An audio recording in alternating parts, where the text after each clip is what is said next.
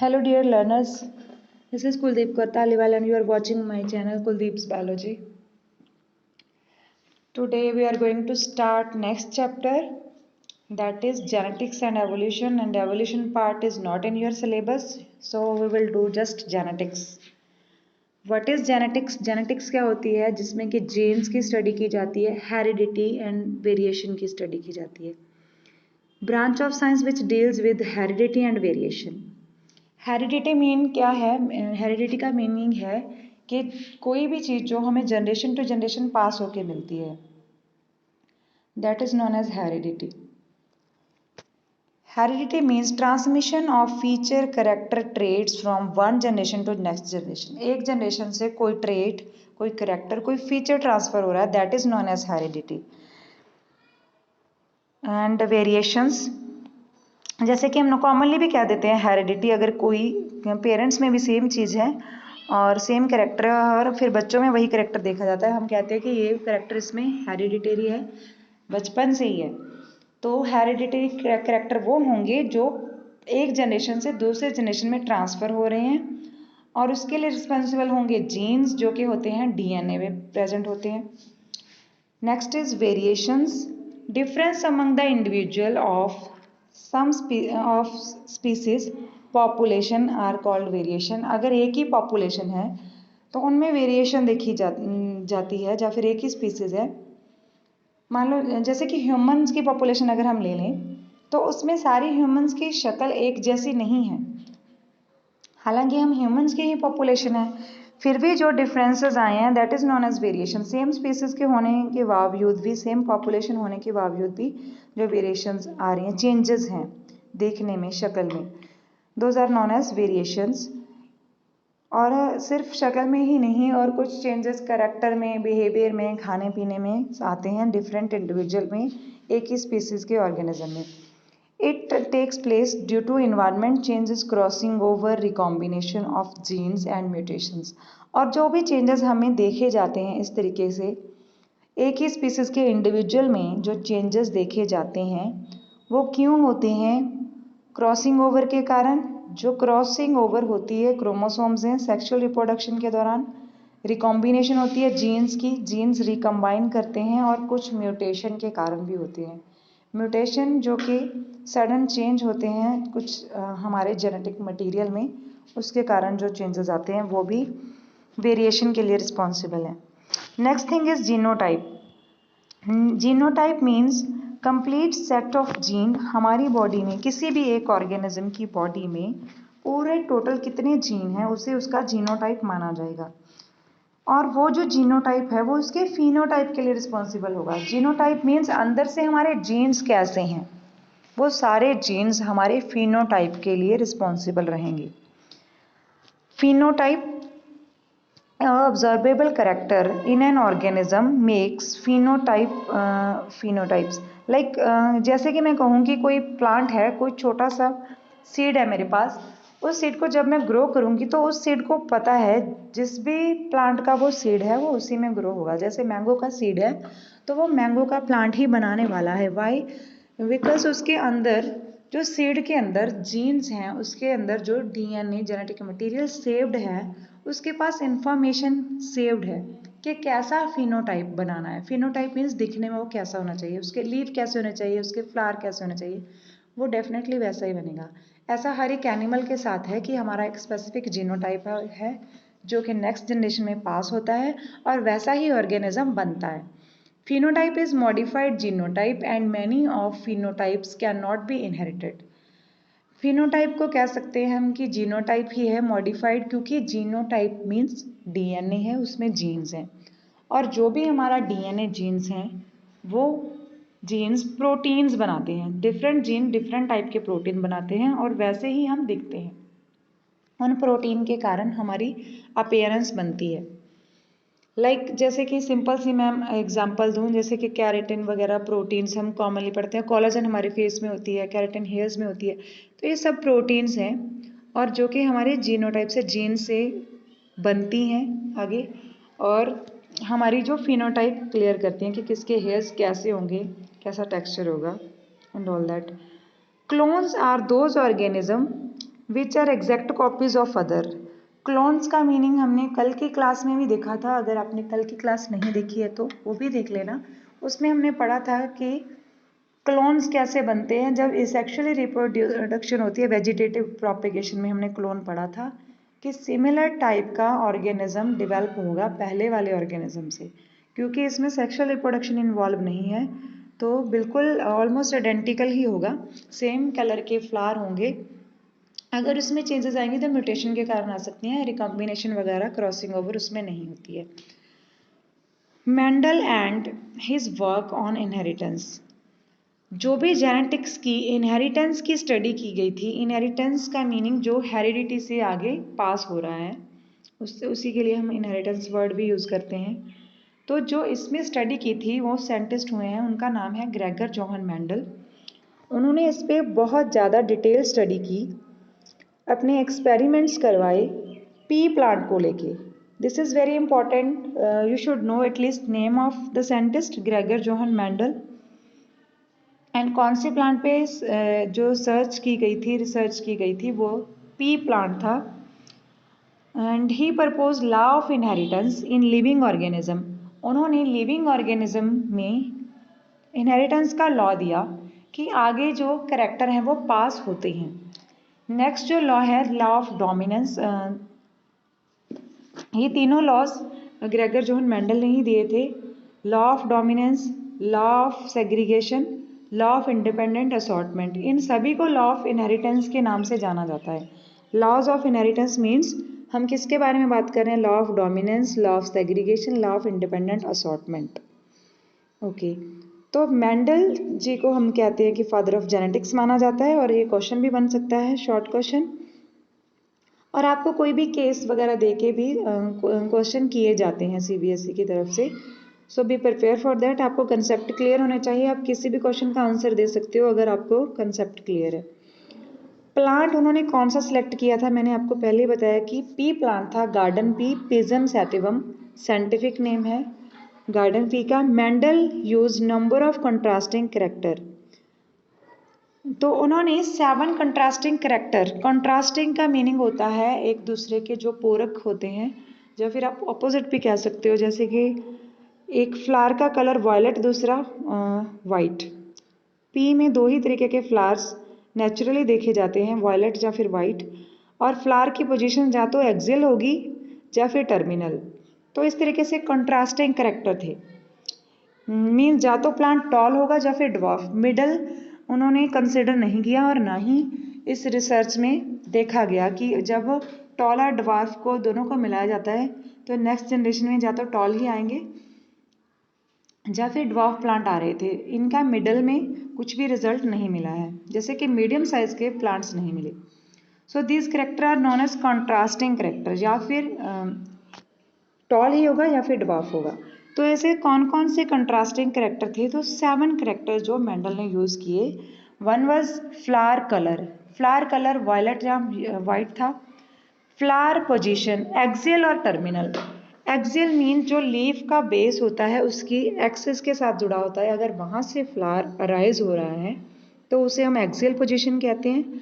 और terminal position means अगर कोई फ्लावर टिप पे अराइज होता है, वो लीफ की बेस से अराइज नहीं हो रहा है, अब बिल्कुल टिप पोर्शन से अराइज हो रहा है, प्लांट के टर्मिनल पार्ट पे है, तो उसे हम कहेंगे terminal flower. Seed colour yellow या फिर ग्रीन, कुछ प्लांट में येलो सीड कलर मिला, कुछ में ग्रीन मिल रहा था। सीड शेप राउंड थी या फिर रिंकल्ड। पॉड शेप इनफ्लैटेंड और कंस्ट्रिक्टेड, सीड की शेप राउंड रिंकल्ड समझ गए होगे, अगर स्मूथली राउंड है तो राउंड कहेंगे, और रिंकल्ड जिसमें रिंकल्स दिख रही हैं सीड में तो वो रिंकल्ड सीड हो गया। Inflated shape, inflated pod shape and constricted, अगर बिल्कुल फ्लैट जो है पॉड की शेप, पॉड क्या होता है, जो जो इसका फ्रूट होता है पी प्लांट का, उसे हम पॉड वर्ड यूज़ करते हैं, वो मैं आपको डायग्रामेटिकली भी शो करती हूँ। और पॉड कलर ग्रीन और yellow. Height of plant tall और dwarf, diagrammatically I am going to show you contrasting character sorry, so these are contrasting character like seed shape round and wrinkled, seed color yellow green, sorry for that color is not visible in this PDF। Yellow होगा, imagine it is yellow and this is green. Flower colour violet and white again. यहाँ पे colour इतना visible नहीं है। Pod shape थोड़ा सा यहाँ से क्लियर हो गया शायद आपको। इनफ्लैटेंड है और यहाँ पे थोड़ा कंस्ट्रिक्टेड है। यहाँ पे जो कंस्ट्रिक्टेड वाली साइड है, यहाँ पे जो पॉड है उसमें वेवी अपीयरेंस दिख रहा है, इतना ज़्यादा फ्लैट नहीं है। और पॉड कलर भी ग्रीन एंड येलो हो सकता है। पोजीशन और फ्लावर, अगर फ्लावर बिल्कुल एक्सिल पे अराइज कर रहा है, लीफ के बेस से अराइज कर रहा है तो एक्सिल पोजीशन, अगर टिप पोर्शन पे फ्लावर है तो टर्मिनल कहेंगे। और स्टेम की हाइट या फिर टॉल या फिर ड्वार्फ। सो ये 7 करेक्टर थे जिनको हम 7 कंट्रास्टिंग करेक्टर कहते हैं, जो कि पी प्लांट में देखे गए, लिए गए मेंडल के एक्सपेरिमेंट्स में। Mendel's experiments. Mendel conducted series of experiment in which he cross-pollinated plant to study one character at a time। तो जो मेंडल जो साइंटिस्ट थे उन्होंने जो 7 करेक्टर लिए हैं उनमें से एक टाइम पे एक ही करेक्टर लिया। मान लो हम हाइट वाला करेक्टर ले रहे हैं, जो कि यहाँ पे गिवन है लास्ट पे हाइट करेक्टर लिया है। जो टॉल प्लांट होगा उसके फ्लावर को क्रॉस करवाया जाएगा ड्वार्फ प्लांट के फ्लावर के साथ। क्रॉस मीन्स उनमें पॉलिनेशन करवाया जाएगा, जो कि कंट्रोल्ड पॉलिनेशन होगा।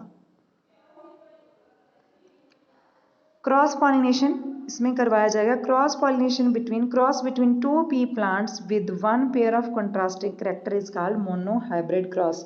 अगर इन 7 में से हम कोई भी एक करेक्टर ले लें, जैसे कि हाइट ऑफ प्लांट हमने कहा, या फिर कोई भी इनमें से सीड कलर ले लें, सीड शेप ले लें, एक करेक्टर को मेन लेके, जिस प्लांट में वही करेक्टर मेनली शो हो रहा है उसको स्टडी करने के लिए हम लेंगे और फिर पॉलिनेशन करवाई जाएगी। कौन सी पॉलिनेशन? क्रॉस पॉलिनेशन करवाई जाएगी इन अ कंट्रोल्ड वे।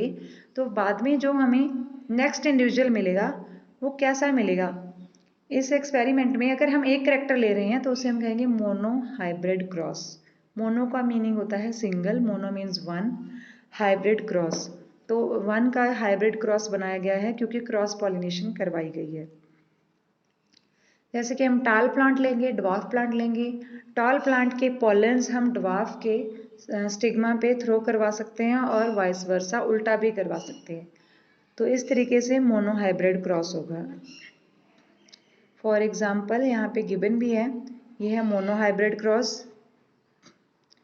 यहाँ पे जो पेरेंट है वो tall plant and dwarf plant हैं। इसके बाद अलीलिक पेयर हैं। अब अलीलिक पेयर क्या होते हैं अभी तक हमने ये नहीं पढ़ा।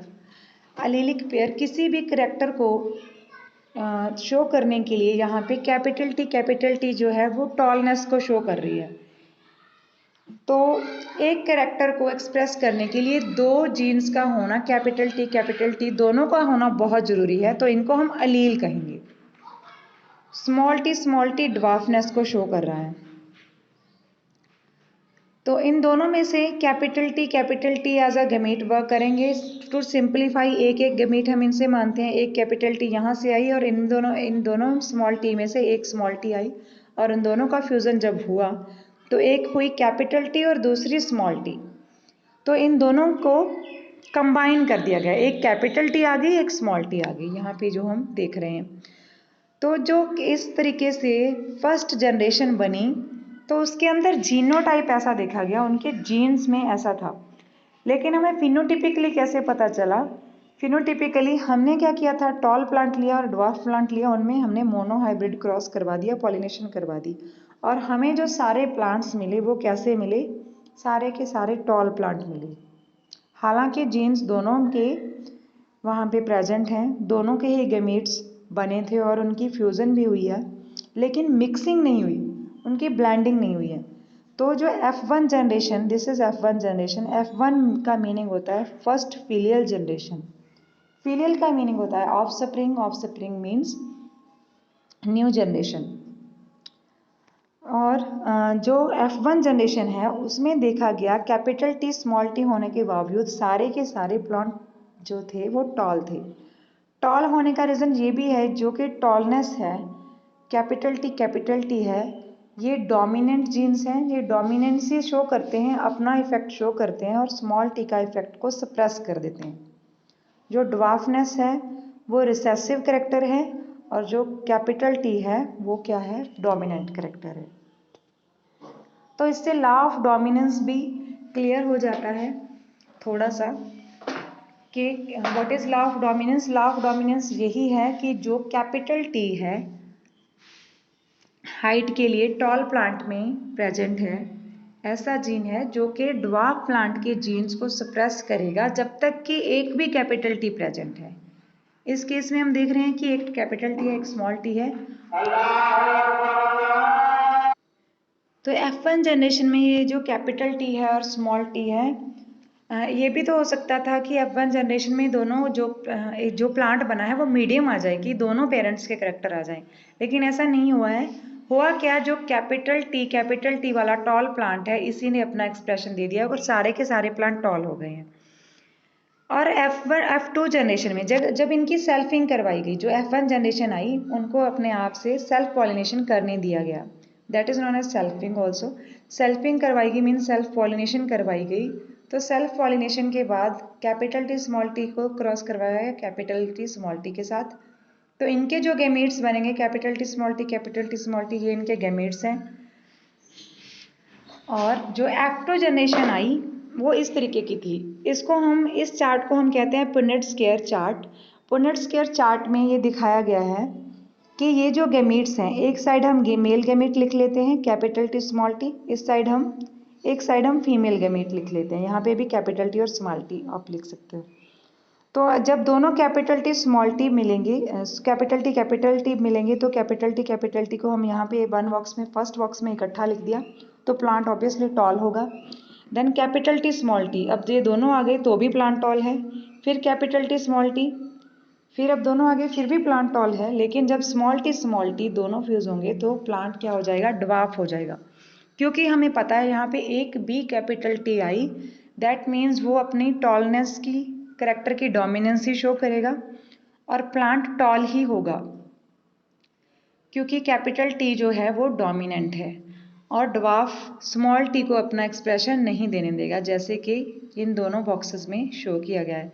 जब भी स्मॉल टी दो इकट्ठी हो जाएंगी, एक भी कैपिटल टी नहीं है, तो ड्वार्फनेस वाला जो जीन है वो इतना एक्सप्रेशन देगा, प्लांट ड्वार्फ शो होंगे। तो हम कह सकते हैं कि F2 जनरेशन में 1 2 3 जो प्लांट हैं वो टॉल और ओनली सिंगल प्लांट जो है ड्वार्फ होगा। तो इस तरीके की जो रेशो आएगी उसे हम कहते हैं monohybrid ratio, phenotypic ratio of monohybrid cross.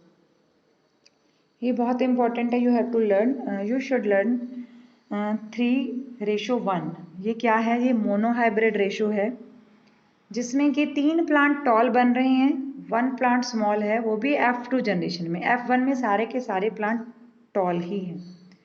इनकी क्रॉसिंग करवाई गई है फर्दर, और ये जो F2 जनरेशन में हमें मिले हैं ये उन्हीं के बारे में डिटेल्ड है। जो जीनोटिपिक रेशो है ये भी थोड़ा सा समझ लो। जीनोटिपिक रेशो ये बताती है कि कैपिटल टी वाले कितने प्लांट हैं, ऐसे कितने प्लांट हैं जो प्योर टॉल हैं। प्योर टॉल मीन्स दोनों कैपिटल टी हैं, और इनको हम हाइब्रिड टॉल कहेंगे। हाइब्रिड टॉल में कैपिटल टी और कैपिटल टी स्मॉल टी आ रहा है, ये ऐसे दो प्लांट हैं। और जो बिल्कुल प्योर ड्वार्फ हैं उसमें तो ड्वार्फ तो और कोई है ही नहीं है, प्योर ड्वार्फ ही आएंगे। स्मॉल टी जिसमें आ रहा है वो एक ही बार है और वो भी एक प्लांट है। तो जीनोटिपिक रेशो हम कह सकते हैं 1:1 है, और फिनोटिपिक रेशो 3:1 है, क्योंकि 3 प्लांट टॉल शो हुए और 1 प्लांट ड्वार्फ शो हुआ है। So I hope now you are clear with monohybrid cross at least. आज के लिए इतना ही, आपने मोनोहाइब्रिड क्रॉस अच्छे से करना है।